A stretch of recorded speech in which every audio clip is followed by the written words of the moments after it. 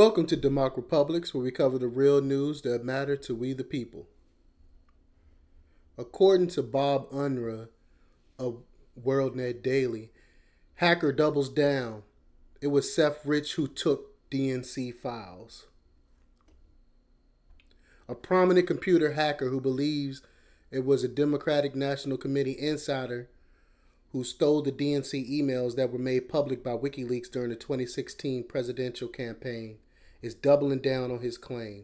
The hacker, Kim.com, said in a tweet Monday that, quote, the DNC hack wasn't even a hack, unquote, reported Tyler Durgan at the Zero Hedge blog. Now, a lot of people might remember Kim.com from when, I want to say he's from New Zealand. I'm not 100% sure on that, but I think he's from New Zealand, and he was the one that that created the one of the first popular download sites, I should say, Napster.com, and it became so popular he became super rich and had this super fortress that he built, and the authorities came in. The New Zealand authorities they coordinated with the United States to prosecute Kim.com for illegally downloading music, which a lot of people do today now anyway, but he was like one of the pioneers of it with Napster.com. A lot of the young people probably don't even remember it, but that was like I said, one of the first websites people would go to download music. And this was before streaming and stuff like that. And and they took him down, and he got prosecuted over and lost millions upon millions of dollars. But he's very close with WikiLeaks. Kim.com is, of course, very, very close with Julian Assange. So if anybody would know it, who leaked the WikiLeaks, who gave the information to WikiLeaks, it would have been Kim.com. But we'll go back to the report. Quote, Kim.com said, it was an insider with the memory stick. I know this because I know who did it and why. Special Counsel Mueller is not interested in my evidence. My lawyers wrote to him twice. He never replied. 360pounds.com wrote. So basically, he got evidence showing who's behind the DNC leaks, and Robert Mueller don't even care. So that gives me further evidence to show that Mueller is not really on the United States side. He's really part of the deep state. He's part of the swamp. This is more evidence proving that, because if he wasn't part of the deep state, he would have really considered the information that Kim.com gave him and looked into it. But back to the report. Let me assure you, the DNC hack wasn't even a hack. It was an insider with the memory stick, which I already read. I don't know why they put this here again. It says, I know this because I know who did it. I guess they're just quoting him down here. But the article continued to read, .com previously claimed the DNC staffer Seth Rich, who was murdered in July 2016, remains unsolved, was behind the leak of the emails to WikiLeaks and was developing technologies to expose corruption and the influence of the corporate money in politics. That's why they took Seth Rich out right there. That's why they took him out, because he was going to expose the DNC. He was going to expose Hillary Clinton. So they had to take him out. The tweet followed shortly after President Trump's tweet Monday on the Russia investigation where, quote, I never said Russia did not meddle in the election. I said it may be Russia or China or another country or group, or it may be a 400-pound genius sitting in a bed and playing with his computer. The Russian hoax was that the Trump campaign colluded with Russia. It never did. Like, they still investigating this. They ain't come up with no proof that Trump colluded with Russia. The evidence they produced actually showed the contrary. The comments came after Special Counsel Robert Mueller indictment on Friday of 13 Russians for allegedly trying to spread chaos in the 2016 election. The indictment specifically noted any Trump campaign operatives who may have been spotted during the investigation were unaware of the scheme. And y'all can check the prior video that I did about that.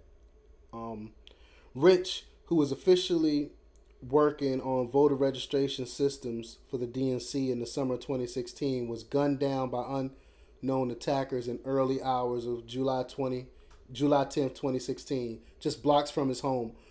The official police investigation to Rich murder has turned up no suspects or even motives of the crime. I thought they said the motive was robbery, but maybe they retracted that because his wallet was still on him and they didn't take his credit cards or anything like that. The article goes on to say the official explanation that his murder likely was a robbery gone bad, like I said, remains unconvincing to many because his watch, wallet, and other valuables were left untouched, like I said. WikiLeaks began publishing tens of thousands of Clinton campaign and DNC emails 12 days before Rich was killed. WikiLeaks founder Julian Assange is offering $10,000 reward to Rich's murderer or murderers, and has suggested that Rich may be the source of the WikiLeaks. He did hint at that. He didn't outright say it, but he definitely implied it. To anyone that listened could see that he implied that Rich was behind the DNC emails. The leaks revealed a panoply of questionable activities on the part of the DNC, which clearly was all in for Clinton even during the primary, explains Zero Hedge.com's assertion is backed up by any analysis done last year by a researcher who goes by the name Forensicser, who determined that the DNC files were copied at 22.6 megabytes per second, a speed virtually impossible to achieve from halfway around the world, much less over a local network, yet a speech typical of file transfers to a memory stick. They basically saying the download speed was so fast, it couldn't have been anything else other than some type of memory stick like flash drive or something like that. That's the only thing that could download that fast. You can't download that fast from halfway around the world, basically, is what he's saying. The report explained why that issue is so significant today, especially to Democrats still faithful to the theory that it was the Russians in collusion with the Trump campaign that stole the computer data. So that flies in the face of that. So Russia couldn't have hacked the DNC computers because the speeds would have been a lot slower than 22.6 megabytes per second. And also, the FBI haven't even looked at the DNC servers. So how do they know who hacked it? How did the FBI know the Russians were behind it when the FBI haven't even looked at the servers? The servers were looked at by a third party that the DNC hired. So we just supposed to go off of the word? I thought the FBI job was to investigate. So they didn't investigate. They didn't go look at the servers for themselves. It begs the question, why? Why not? Quote, the local transfer theory, of course, blew the Russian hacking narrative out of the water, lending credibility to the theory that the DNC hack was in fact an inside job. Potentially implication, IT staffer Seth Rich, Zero Hedge said.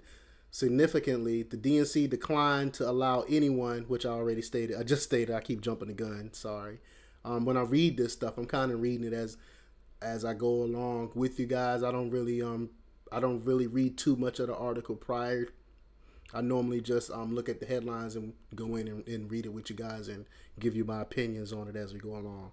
But back to the article. Significantly, the DNC declined to allow anyone, law enforcement included, to examine the server that allegedly was hacked. .com has volunteered to testify to Congress regarding the Russian investigation and the DNC email leak. Someone that wouldn't volunteer to testify if they're gonna lie. So I believe .com. He tweeted a summary of his testimony last year. I knew Seth Rich. I know he was the at WikiLeaks source. I was involved. So he definitely was involved with it. He even talked with lawyers at the time, stating, I accept that my full statement should be provided to the authorities, and I am prepared to do that so that there can be a full investigation. My lawyers will speak with the authorities regarding the proper process. If my evidence is required to be given in the United States, I will be prepared to do so if appropriate arrangements are made.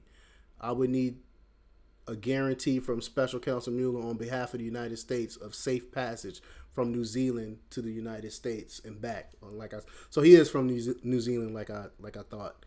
Zero Hedge reported that while someone could simply write off .com's claim as an attention-seeking stunt, he made several comments and a series of tweets hinting at the upcoming email release prior to both WikiLeaks dumps as well as publications of the hacked DNC emails to the website known as DC Leaks. WorldNet Daily has reported the allegedly hacked DNC email server is the key piece of the forensic evidence in Russia's suspected interference in the 2016 presidential election.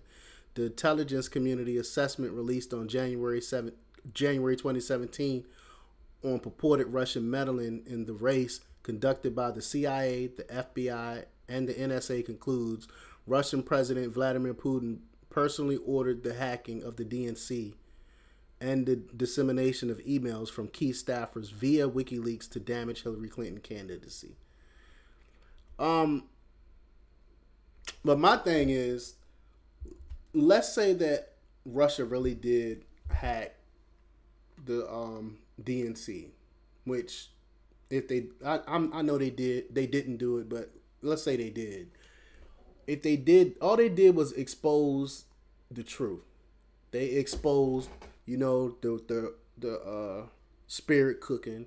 They exposed Hillary Clinton disdain for the average American. How she talked about the Christians.